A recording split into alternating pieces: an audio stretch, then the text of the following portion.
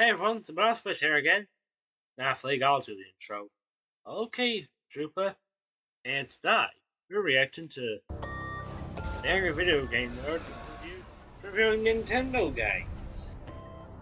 Well, this review should be more positive because Nintendo games are generally good. Yeah, you're right about that, Paul. Ass! There he is.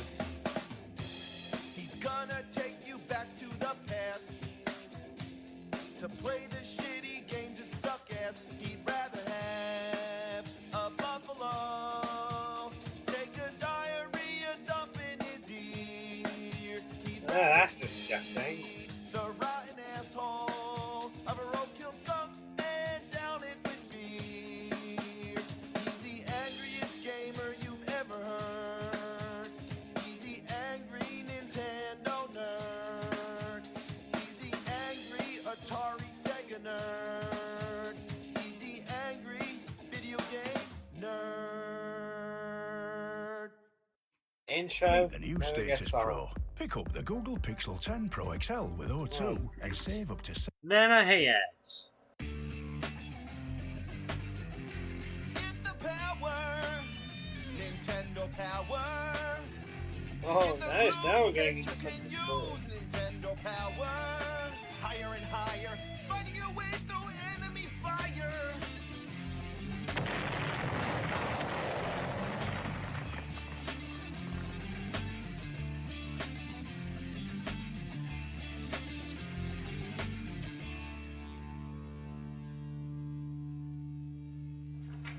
It's time to chill out. Nah, don't worry, I'm not going mellow on you or anything like that. And next time it's going to be a game review again. But for now, I just want to take you back to one of the most important parts of my childhood, Nintendo Power. You know, today there's internet. Anything you want to know about any game, you just look it up. But back then, your only source information was magazines like Nintendo Power. If you had a subscription, you were the man. One of your friends will be breaking their balls to beat some game and you'll be like, oh, I know how to beat that game, or I know a code. That's because you had the power. Nintendo Power, motherfucker! When it landed in my mailbox, issue 1 was the most mind-blowing thing I've ever seen. Just opening up a page to a map of Metroid, it was so helpful. That game made you feel like a rat in a maze. Then there was the Super Mario Bros. Unlimited 1-up trick, the famous Contra code that gets you 30 extra lives, and how to skip to Zelda's second quest. All in this groundbreaking love to issue read from that front magazine. cover to back. So It is would I, absolute Amy. classic.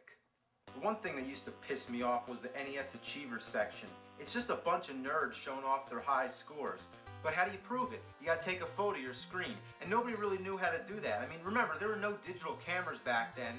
So you take the picture of your screen, you have no fucking clue what it looks like, and there could be like 20 other pictures on the roll, so you either have to like waste them all or wait till it gets finished. You get your mom or dad to take it to the store to get the picture developed. It comes back, and what does it look like? It looks like fucking shit. So Nintendo Power printed some guidelines basically saying, look, dumb shits, this is how you do it. And if my game said cheese, I think I'd shit my pants. And if I was wearing that, I'd have problems. Nothing brings back memories like breezing through an issue of Nintendo Power. Remember when the Nintendo 64 was the Nintendo Ultra 64? Remember when the piece of shit Virtual Boy was called the VR32? Remember the Oh, yeah, I NES remember Satellite that or short the boy. SNES Catapult? Remember Star Fox 2, the game that never saw the light of day? Remember reading about the new shows coming out like Captain N and the Super Mario Bros. Super Show? Remember that shitty movie The Wizard? Oh, yeah, the and that Super fucking Mario Bros. dumbass never Super get Mario old. Brothers movie? Man, I remember reading about that and being Yeah, Super so Mario excited. Bros. I are actually couldn't really wait cool. to see that movie. But it was just like waiting for a buffalo to take a shit all over your face. Another thing Ugh. powerful about this magazine was the power to know what games were coming out. But only if we could read between the lines, we would know how shitty they'd be. This one says, in-depth playing tips on the horrifying sequel to Castlevania.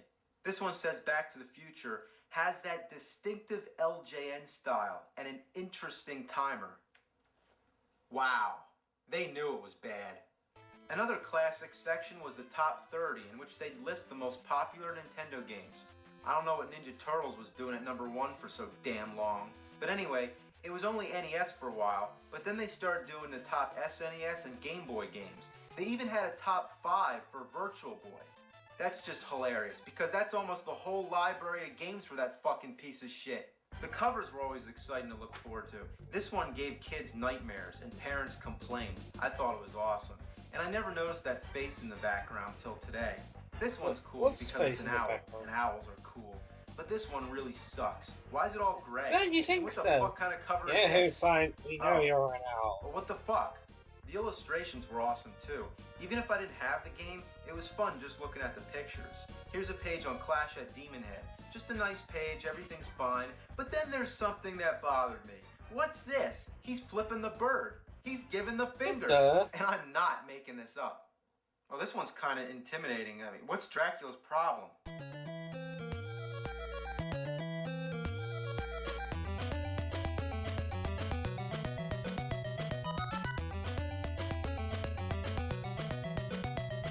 Speaking of illustrations, there were also the comics. Howard and Nestor were classic.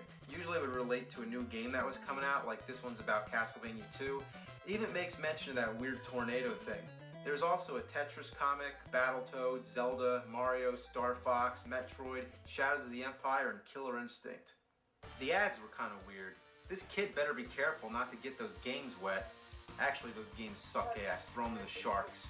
Wow, there you go. Huddle around the phone. Charge your parents' phone bill up the ass. Unmask the power animal in you. Uh-oh, here we go. And radicalize your game with a subscription to Nintendo Power. Holy shit, will it make me grow claws like that? You know it's gotta be awesome when you're flying a Jeep through space going apeshit with Nintendo controllers. This one's so weird, somebody actually wrote a letter asking, did you really freeze a Super Nintendo? I'd love to know.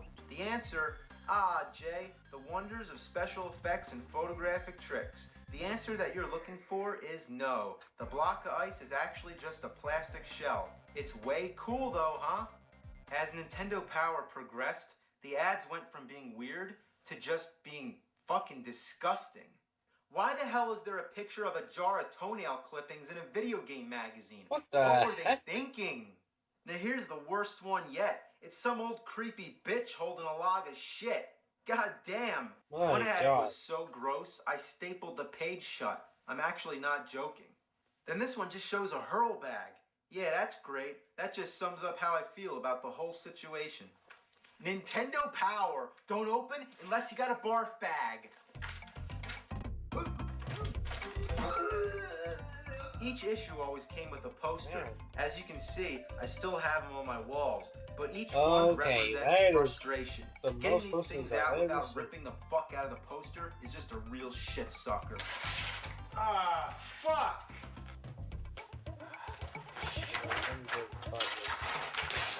Fuck. Eventually, they started putting staples in the posters. Fuck!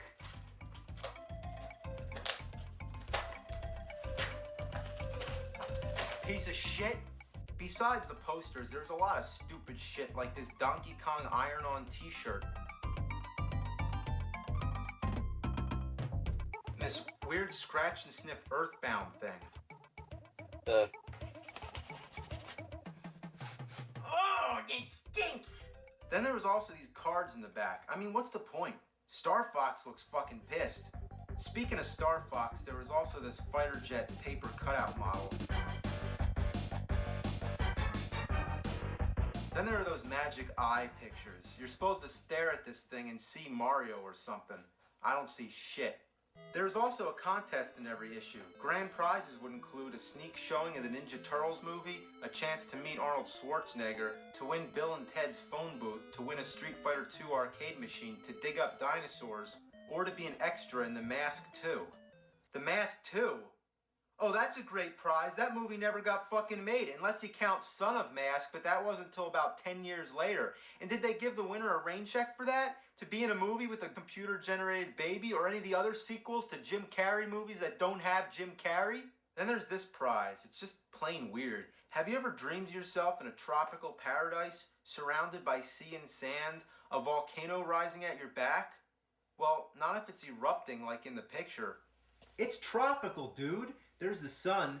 I don't really see the sun. There's fun. Oh, that's where the fun is, right there. Surf. Okay.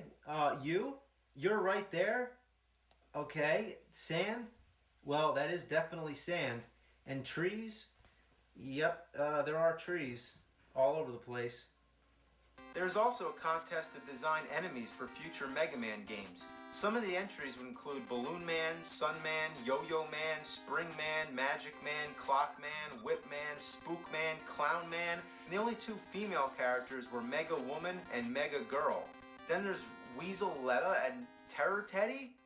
What the fuck? Nintendo Power was great, but as it went on, they made some dumb decisions. It was really nice when the spines were all numbered, so I can easily organize all the issues, but then, what the fuck? Well, that's good. It's so inconvenient. I mean, some of them didn't even have the number on the front cover. You had to open it to find out. Then they came back to their senses and brought the spines back with a picture of Mario.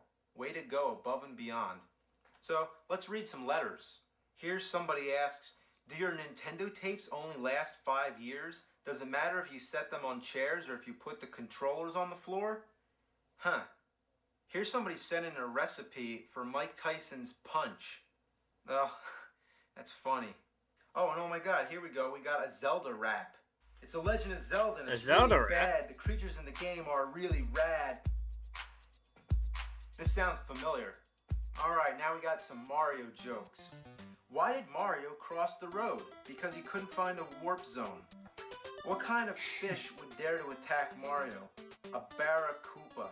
How does Mario know what will happen in the future? Barracuda. He uses a Luigi board. Oh. Alright, now we got some Zelda Luigi jokes. board. How did Link win the basketball game for his team? He used his hook shot. What did Zelda tell Link when he couldn't unlock the door? Triforce. What did Link say to Ganon when he captured Zelda?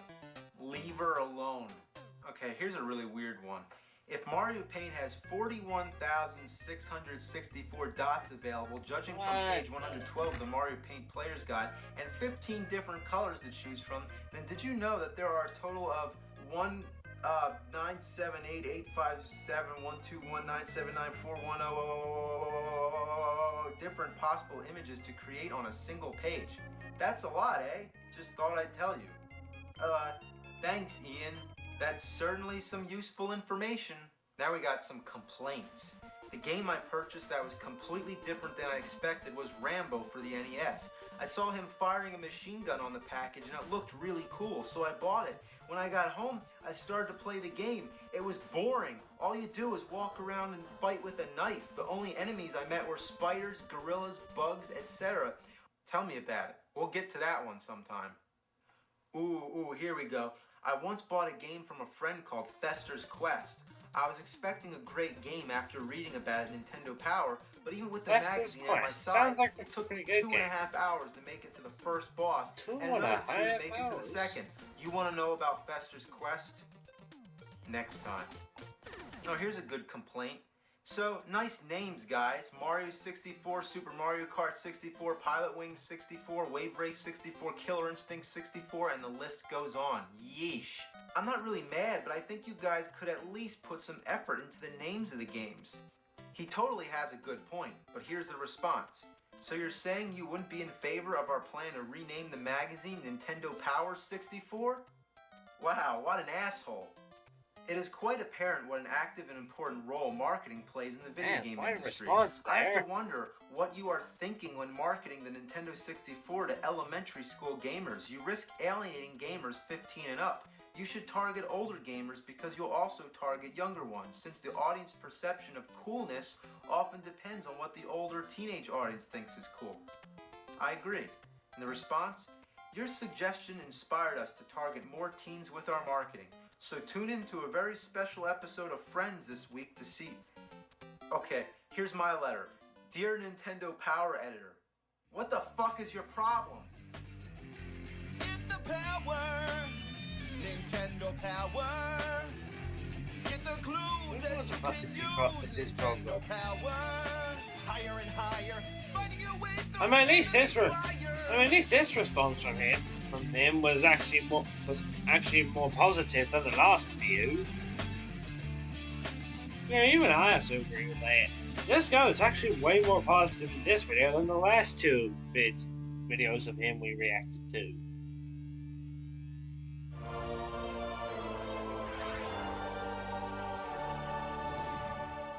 Well, that's the end, folks. Bye.